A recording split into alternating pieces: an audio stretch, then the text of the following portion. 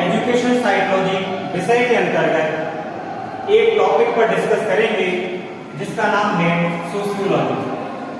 Sociology यानी समाजशास्त्र शब्द जो है इसका सर्वप्रथम प्रयोग विश्व में फ्रांस के एक समाजशास्त्री ऑगस्ट कांटे द्वारा 1842 में किया गया और प्रोफेसर जे.एस. गांधी के अनुसार, जो कि JNU दिल्ली यूनिवर्सिटी से संबंध रखते हैं, प्रोफेसर तुलसी पटेल जो कि दिल्ली विश्वविद्यालय से संबद्ध हैं, ये मानते हैं कि 1938 में ऑगस्ट कांटे ने सोशियोलॉजी शब्द का प्रयोग किया।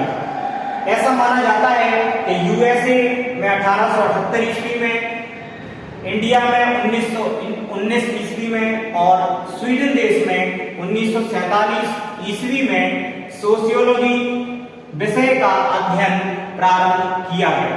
अगर हम सोशियोलॉजी शब्द का मीनिंग यानी शाब्दिक अर्थ निकालें तो हम पाते हैं कि लैटिन भाषा का एक शब्द है सोशियस, जिसको सोसाइटस नाम से भी जाना जाता है, जिसका अर्थ होता है समाज। और दूसरा शब्द जो ग्रीक भाषा से संबंध रखता है लोगोस या लोगस नाम भी आप कहीं कहीं लिखा हुआ पाएंगे, जिसका अर्थ होता है विज्ञान। अर्थात समाजशास्त्र या सोशियोलॉजी शब्द दो शब्दों से मिलकर बना है, सोशियस और लोगोस, जिसका सामूहिक अर्थ होता है समाज शास्त्र का अध्ययन करने वाला विषय। अब आगे अगर हम देखें कि समाज शास्त्र में अध्ययन किस विषय वस्तु का किया जाता है, तो हम पाते हैं कि समाज शास्त्र में समाज की अंतः क्रियाएं का अध्ययन किया जाता है, मनुष्य के स्वभाव का अध्ययन किया जाता है, मनुष्य के व्यवहार का अध्ययन किया जाता है, मनुष्यों के आपसी आचरण का भी अध्ययन समाज शास्त्र में किया जाता है। मनुष्यों के बीच में उनके संबंध कैसे हैं और उनके आवागमन का मार्ग किस तरह का बनाया गया है ताकि वो संबंध अधिक समय तक स्थायी रूप ग्रहण कर सकें और उनके बीच सह संबंध बना रह सके, इसका भी अध्ययन समाज शास्त्र में किया जाता है। मनुष्यों के बीच में जो ताना बाना होता है, एक दूसरे से जुड़ाव होता है, उसका अध्ययन भी समाज शास्त्र विषय के अंतर्गत किया जाता है। समाज शास्त्र में एक और महत्वपूर्ण बात आती है समाज पर नियंत्रण रखने के लिए, ताकि समाज में जो भी असामाजिक तत्व होते हैं वो समाज में कोई व्यवधान न डालें, उसकी क्रियाएं लगातार सुचारू रूप से चलती रहें। तो असामाजिक तत्वों के नियंत्रण हेतु भी समाज में कुछ मूल्य या नियम या कानून बनाए जाते हैं, उनका भी अध्ययन समाज शास्त्र के अंतर्गत किया जाता है। समाज शास्त्र प्रमुख संस्थाओं का भी अध्ययन करता है जो कि समाज की उन्नति और उन्नयन में सहयोग प्रदान करती हैं। समाज शास्त्र में सामाजिकता की भावना का भी अध्ययन किया जाता है कि लोग अधिक से अधिक किस प्रकार से जुड़े रह सकते हैं और एक दूसरे की उन्नति में अधिक से अधिक किस स्तर तक सहयोग प्रदान कर सकते हैं। अगर हम समाजशास्त्र की विभिन्न परिभाषाओं की बात करें तो बहुत सारी परिभाषाएं हमें देखने को मिलती हैं। उनमें से कुछ परिभाषाएं मैंने यहाँ पर लिख रखी हैं, उनका ही मैं वर्णन करने का प्रयास कर रहा हूँ।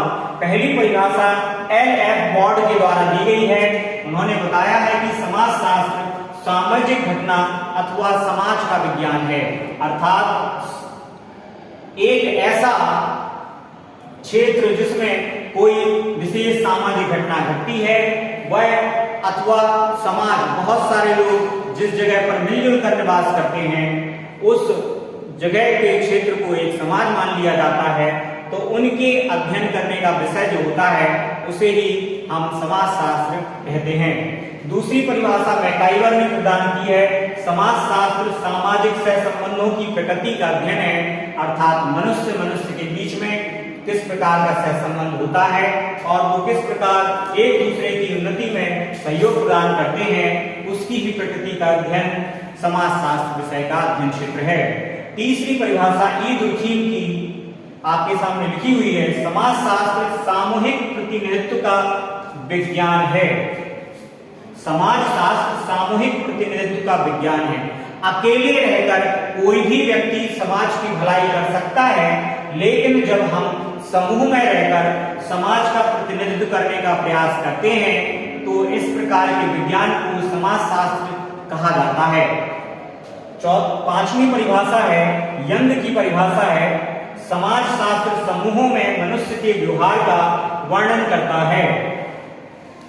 अर्थात एक व्यक्ति एकांत में कोई व्यवहार करता है, उसका उतना अधिक महत्व नहीं है जब वही व्यक्ति बहुत सारे बड़े समूह में, जिसमें बहुत सारे लोग जुड़े होते हैं, परिवार, आस पड़ोस, गांव, नगर क्षेत्र में किस प्रकार का अपना व्यवहार दर्शाता है, इसका अध्ययन करने का जो विषय है उसे सोशियोलॉजी या समाजशास्त्र कहा जाता है।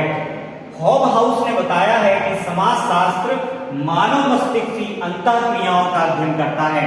अर्थात समाजशास्त्र प्रत्येक मनुष्य के अंदर चलने वाली हलचलों का अध्ययन करता है कि वो किस प्रकार से किसी भी परिस्थिति में अपने आप को व्यक्त करता है, क्योंकि जब भी मनुष्य किसी विशेष परिस्थिति में आ जाता है तो उसके मन मस्तिष्क में बहुत सारे विचार उत्पन्न होते हैं और जिसके कारण उसकी बाह्य क्रियाएं प्रभावित होती हैं।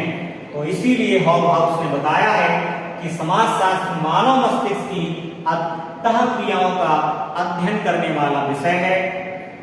अंतिम जो परिभाषा यहाँ पे लिखी हुई है, पार्क एवं बर्गेस के अनुसार समाजशास्त्र सामूहिक व्यवहारों का विज्ञान है। अर्थात पार्क एवं बर्गेस ने बताया है